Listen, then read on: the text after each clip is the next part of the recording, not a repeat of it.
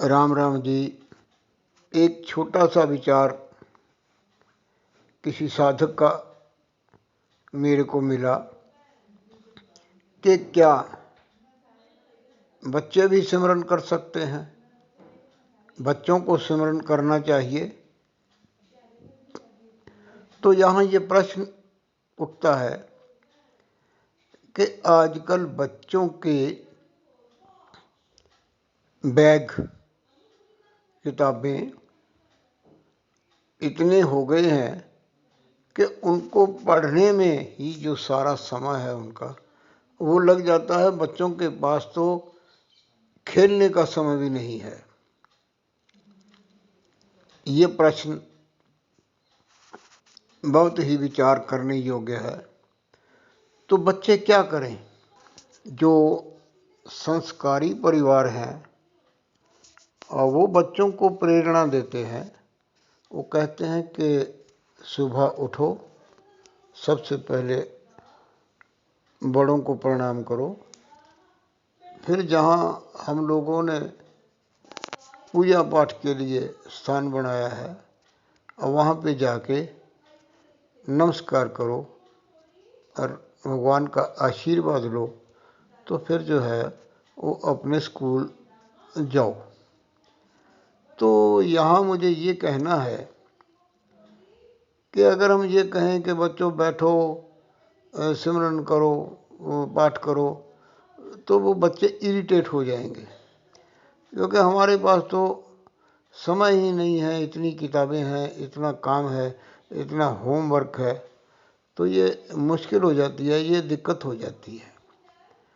तो इसके लिए जो मैं आसान सा रास्ता बच्चों को बताया करता हूँ वो ये है, ये बच्चे सुने तो बेहतर है कि बच्चों, आप लोगों के पास पढ़ाई के बिना और समय नहीं है।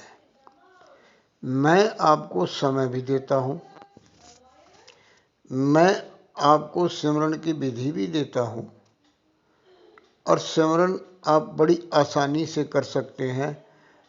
और उस सिमरन से आपको ये लाभ होगा कि आप जब इम्तिहान में पेपर देने बैठेंगे, एग्जामिनेशन हॉल में जब बैठेंगे, तो जो आपने पढ़ा होगा सिमरन के साथ वो आपके दिमाग में ऐसे निकलेगा जैसे हम लोग कंप्यूटर के ऊपर माउस दबाते हैं तो सारा सीन सामने आ जाता है, सारी स्क्रीन में सब कुछ लिखा आ जाता है, ऐसे वो आता है। अब आप लोग समझिए कि आपने करना क्या है। जब आप कॉपी या किताब खोलते हैं और वो पेज निकालते हैं जो पढ़ना होता है, तब आपकी पढ़ाई शुरू होती है। लेकिन एक समय आपके पास ऐसा होता है जब आप ना पढ़ रहे होते हैं, ना आप खेल रहे होते हैं। वो समय है अपने बुक शेल्फ से या अपने बैग से किताब निकालना, कॉपी निकालना। ये समय है आपके पास। आपने जब अपने बुक शेल्फ से या अपने बैग से किताब निकालनी है तो परमात्मा का नाम लेना है। जैसे राम कहते हैं, वाहिगुरु कहते हैं, या निर्भय कहते हैं, या सतनाम कहते हैं, या ओम कहते हैं। जो भी आपके परिवार में कहा जाता है, आपने वो एक शब्द जो है वो बोलना है। मैं यहाँ पर मिसाल के लिए कहता हूँ कि आपने किताब उठाई और कहा राम, किताब को टेबल पे रखा, कहा राम, किताब को खोला तो कहा राम। और जो पेज पढ़ना होता है वो नहीं निकलता। 2, 4, 5, 10 पेज आगे पीछे जो है ना वो हमको करने पड़ते हैं। जब पेज पलटना है तो आपने कहना है राम। जब आपका वो पेज निकल आया जो आपने पढ़ना है, तब आप पढ़ाई शुरू करेंगे। ऐसे ही जब कॉपी उठानी है, खोलनी है, लिखना शुरू करना है, तब तक आपने उसके जो हरकत है या मोशन है, जो उसको खोलना है, बंद करना है, उठाना है, रखना है। जो पेन आपने खोल के लिखना है, तो पेन का जब कैप उतारना है तब राम कहना है। तो जब लिख लिया तो पेन को जब बंद करना है, कैप लगाना है तो राम कहना है। ऐसे ही कॉपी जब आपने काम पूरा कर लिया तो उसको बंद करना है तो राम कहना है, उसको उठा के बस्ते में डालना है तो राम करना है। ऐसे ही जो हमारी किताब हमने पढ़ी है उसको भी बंद करना है तो राम कहना है, उसको भी बैग में रखना है तो राम कहना है। अब देखिए, बैग की जिप बंद करनी है या तनी बंद करनी है, उस वक्त तो हम ना पढ़ रहे हैं ना हम कुछ और कर रहे हैं, तो उस वक्त भी हमको राम कहना है। ऐसे ही जब हम अपने कपड़े पहनते हैं या उतारते हैं, उस वक्त ना तो पढ़ाई है ना खेल है, उस वक्त भी कोशिश करनी है कि राम कहना है। शूज़ के लेसेस बांधने हैं तो राम कहना है। अपने पढ़ाई की टेबल चेयर से उठ के अपने साइकिल या अपने एक्टिवा या अपनी सवारी तक जब आपने जाना है तो आप उस वक्त खाली हैं, तो चलते चलते आपने कदमों से राम राम कहते जाना है। बस पे जाना है, बस पकड़नी है, तब आपने वो सिमरन करना है।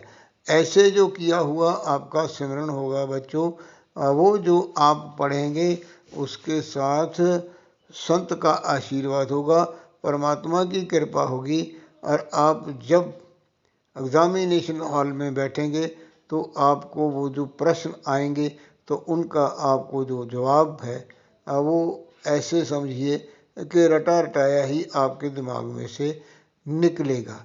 मैं इसके लिए आपको 2 कहानियाँ सुनाता हूँ। एक दफ़ा मैं हिमाचल आश्रम में बैठा था, तो एक बहन जी आई तो जो वहाँ के संचालिका हैं उनसे कोई बात करने लगी परिवार की, तो मैं उठ के जाने लगा तो वो कहने लगे कोई कि बाबा जी आप भी बैठे रहो। तो उन्होंने जो बात बताई वो ये थी कि हमारी लड़की है वो नेट पे चैट करती है और पढ़ाई में जो है वो जो इंटरनल एग्जामिनेशन होते हैं ना उसमें वो फेल हो गई है। तो बात जो है ना वो हमें ठीक नहीं लगती, हमने समझाया है, तो उसको आप समझा दीजिए। तो मैंने कहा भी मैं कोशिश करके देखता हूँ। तो मैंने जब उस बच्ची से बात की तो मैंने उसको ना तो डांटा ना फटकारा, ना उसको कहा कि तेरे में ये गलती है। मैंने उसको कहा कि तू किताब खोल, क्योंकि वो किताब जो है वो बीए में पढ़ती थी और बीए की किताब वो पढ़ रही थी इकोनॉमिक्स की। तो उसने वो किताब खोली तो बाई चांस वो वही पेज निकला जो वो पढ़ रही थी। तो मैंने कहा तू यही पढ़ रही थी? कहती हाँ। मैंने कहा फिर बंद करो किताब को, दोबारा खोलो। जब दोबारा उसने खोला तो वो 4-5 पेज आगे उसको करने पड़े। तो मैंने उसको ये विधि बताई कि जब तू खोलना है तो राम कहना है, पेज पलटना है तो राम कहना है, तो ऐसे हो जाएगा। कहते हाँ हो जाएगा। तो आप बच्चों यकीन मानिए, जो उसके फाइनल एग्जामिनेशन हुए तो उसमें उसने 68% जो है वो मार्क्स लिए।